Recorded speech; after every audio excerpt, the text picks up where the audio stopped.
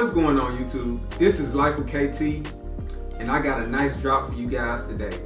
So let's start off with a question. How many of you have the heart to give back to your community, to your state, to your city? It could be in the form of an animal shelter, reaching out to the youth, or providing help to the homeless. If any of that applies to you, then I definitely applaud you. Many people want to help others in an organized manner, in the form of organizing a nonprofit. But we kind of reach that roadblock, it kind of stop us.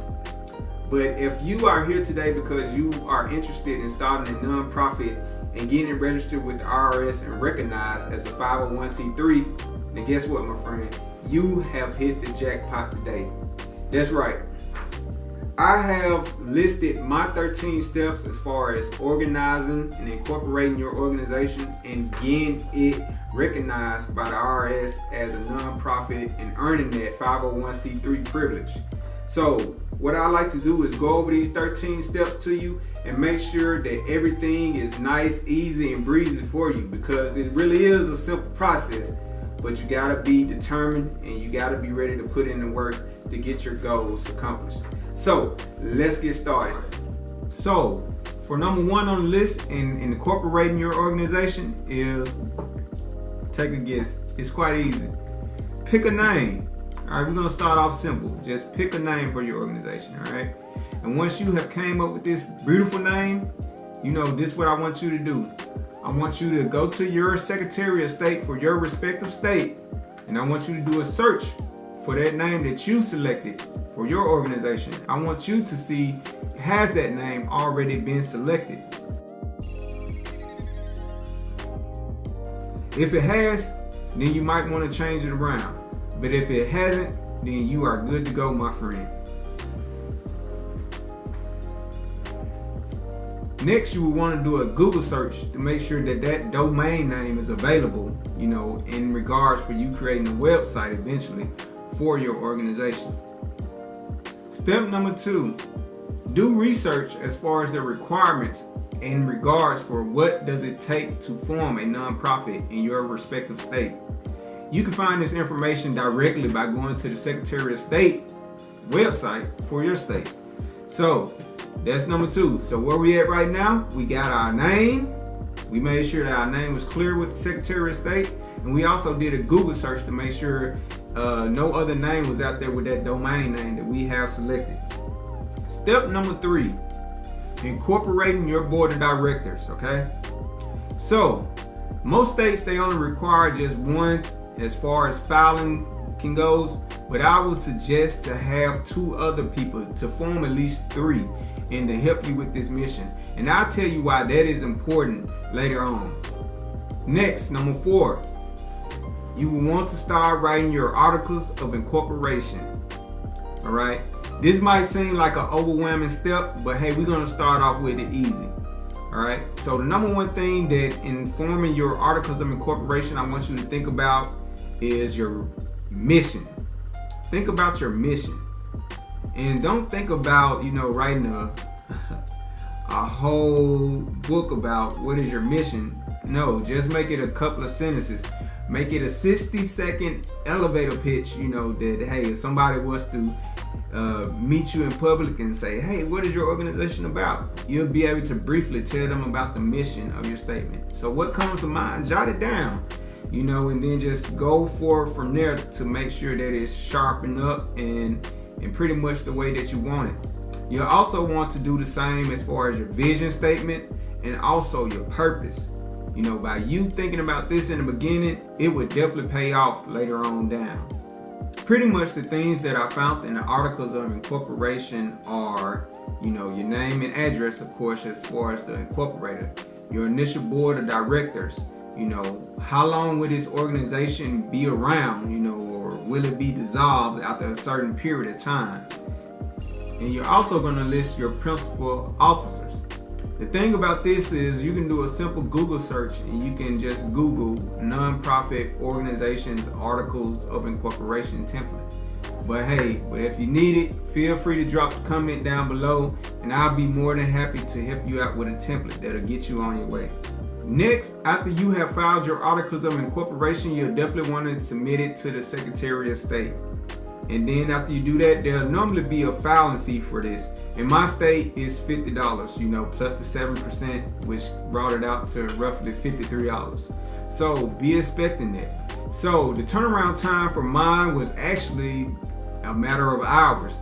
So as soon as I filed, it was reviewed, filed, and hey, I received my confirmation back in the email saying, hey, it has been filed. And I also received their certificate with my nonprofit's name and all that good stuff. So I made sure that I printed it and I put it in my safe.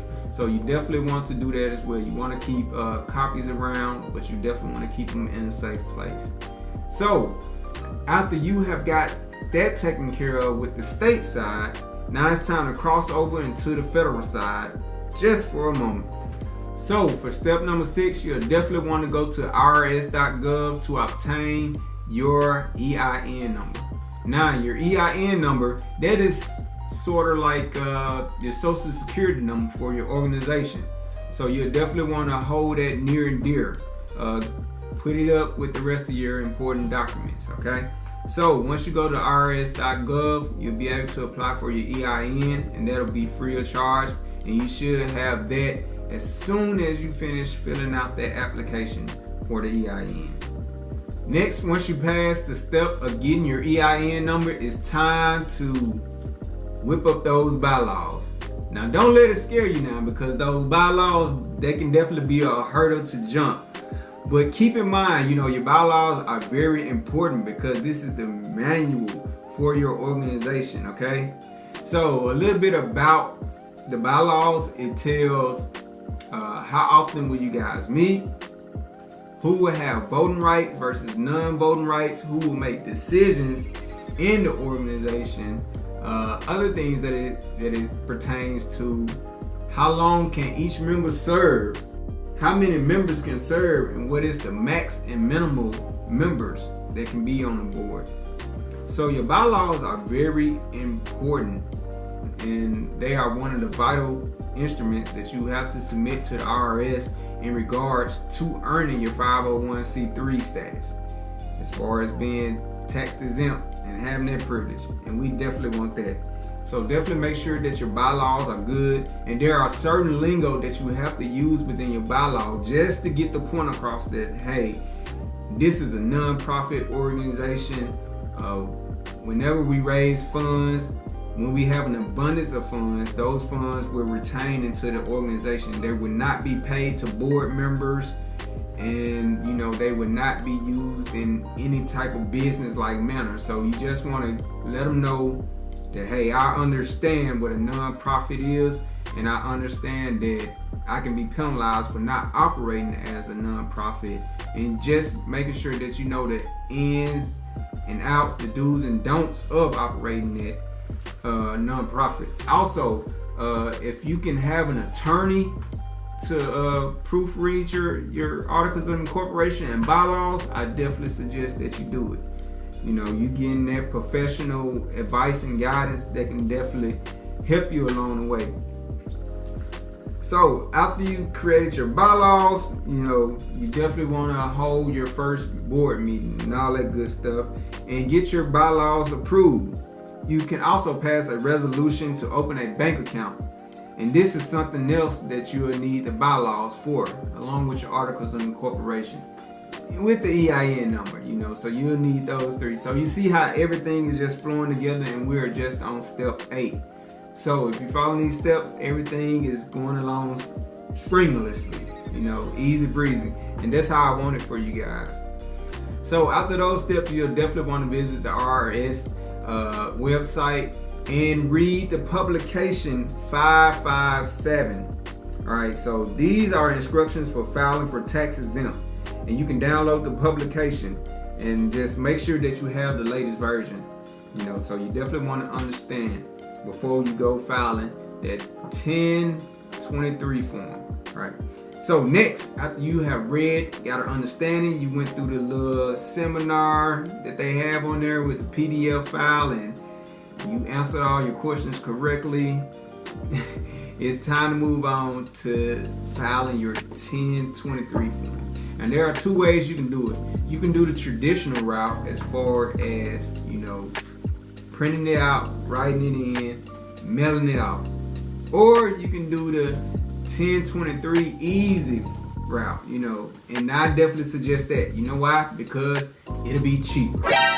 I did the 1023 easy route, and I paid $275 for my filing fee of that 1023. So if you go the traditional route of the 1023, that can probably, take the price up to like $400 or whatever. So if you're not tech savvy, get tech savvy. Have your grandkids or somebody to help you out with that, because it can definitely save you some money. So in regards for filing your 1023, it's not hard at all. Just pretty straightforward questions. Tell a little bit about your mission. See, that's why I love how you do everything in phases, like step 1, step 2, because then once you reach those questions, you can just do a simple copy and paste. Boom. You can attach your bylaws. Boom, I got that. Attach your articles of incorporation. Boom, I got that. So we ready. So like I said, the questions that you receive on the 1023 are questions like, hey, are you a church? Hey, you won't be gambling with the fundraising funds that you receive, or hey, you don't. The last step after you register with the Secretary of State, you are good to go. You are in the game.